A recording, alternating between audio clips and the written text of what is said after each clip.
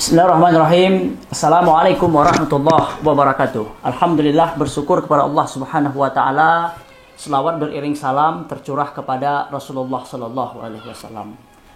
Para sahabat Nasrah Nasihat Ramadan Daur Rahmah dimanapun berada di channel YouTube Daur Rahmah TV yang kami muliakan.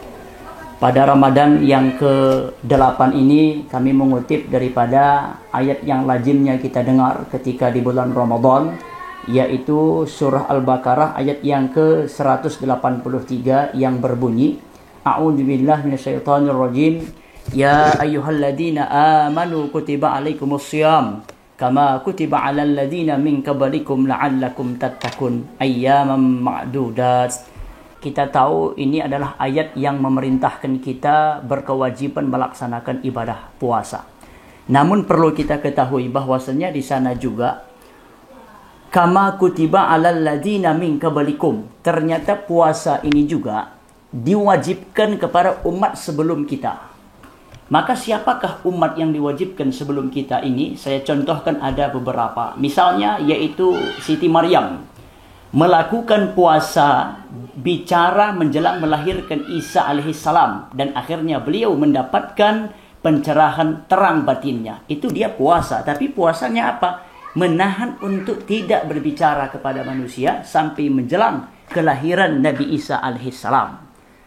Begitu juga dengan Nabi Isa misalnya. Nabi Isa alaihissalam puasa selama 40 hari saat setan datang menawarkan kemasyhuran dan kekuasaan dunia kepadanya. Wahai Isa, kamu sudah bisa kami angkat menjadi raja di alam dunia ini, dan kamu tidak perlu lagi untuk beribadah, dan kami berikan kamu kekuasaan. Ternyata Nabi Isa ini supaya tenang batinnya, beliau melaksanakan puasa selama 40 hari. Itu kapan? Sebelum lahir Rasulullah. Maka juga umat-umat min qablikum ini, daripada umat sebelum kita, sudah memang disarankan dan diwajibkan berpuasa. Begitu juga kita pernah mendengar Nabi Musa alaihissalam.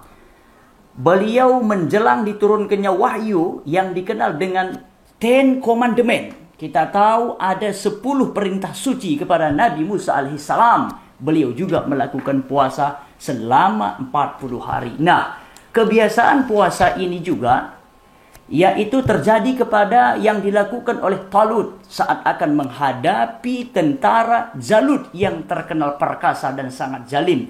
Puasanya mereka bagaimana? Boleh makan tapi tidak boleh minum. Hanya tidak minum. Itulah puasa mereka, menahan.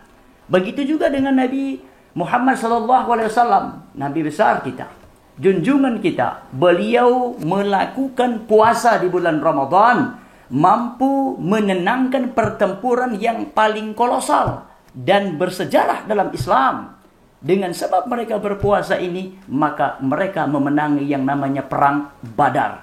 Jadi memang puasa ini, ya boleh saya katakan, untuk menyemangati kita. Kita akan semakin bergairah ketika telah terjadi tadi perang Badar di zaman Rasulullah SAW. Nah, adapun puasa telah menjadi tradisi sebetulnya bagi bangsa-bangsa lain di luar Islam. Mari kita lihat satu persatu di luar Islam. Misalnya, manusia purbakala sering puasa agar hajat mereka terpenuhi. Mereka tidak akan makan dan minum sampai hajatnya terpenuhi sebatas kemampuan yang namanya manusiawi. Begitu juga orang-orang suku Indian yang ada di Amerika zaman dahulu kala. Mereka itu lama sudah menggunakan puasa ini sebagai alat penolak bala dan sarana untuk pertaubatan mereka. Mereka tahan itu, tidak mau makan dan minum. Karena itulah memang sarana pengobatan mereka dan sebagai penangkal kepada bala. Begitu juga kita pernah mendengar seorang pemikir Yunani, kalau kami tidak salah, namanya itu Pythagoras. Beliau ini yang paling dikenal di sekolah-sekolah teori, yaitu yang namanya teori matematikanya. Ternyata beliau menemukan rumus matematika itu setelah berpuasa selama 40 hari. Jadi menambah kecerdasan kita, imun kita akan naik. Begitu juga pernah kita mendengar, kalau kami juga tidak khilaf, yaitu mungkin namanya Hippocrates, yaitu seorang dokter Yunani paling terkenal di zamannya. Beliau selalu menganjurkan kepada pasiennya untuk berobat dengan cara berpuasa. sumu tasihu. Nah, puasa kamu, maka kamu akan sehat. Jadi ayat tadi ini korelasinya adalah diwajibkan puasa ini kepada umat sebelum Islam. Jadi jangan kita menyangka puasa ini diwajibkan hanya kepada umat Islam. Tidak, juga diwajibkan mulai dari zaman Nabi Adam alaihissalam.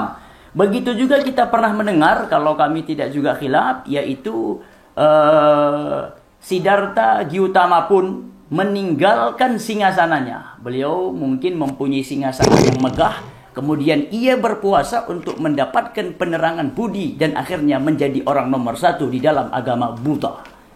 Begitu juga kita pernah dengar Konghucu, kalau kami tidak salah, meyakini bahwa puasa dapat mengundang belas kasih Tuhan agar kebutuhan pokok mereka terpenuhi.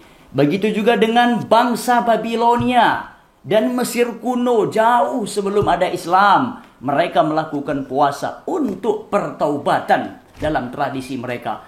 Puasa itu dianggap sebagai bentuk penyesalan dan terampuninya dosa-dosa mereka. Masya Allah, kalau kita hayati hadirin, ternyata ritual puasa ini sejak dulu dipandang penting oleh manusia-manusia purba atau bahkan filosof kondang sekalipun. Tidak salah jika Islam memilih amalan ini sebagai amalan pokok, termasuk salah satu rukun dalam agama Islam. Mungkin ini saja yang dapat kami sampaikan. Terima kasih. Mohon maaf atas segala kekurangan. Usikum wa iyaya bitaqwallah. Wassalamualaikum warahmatullahi wabarakatuh.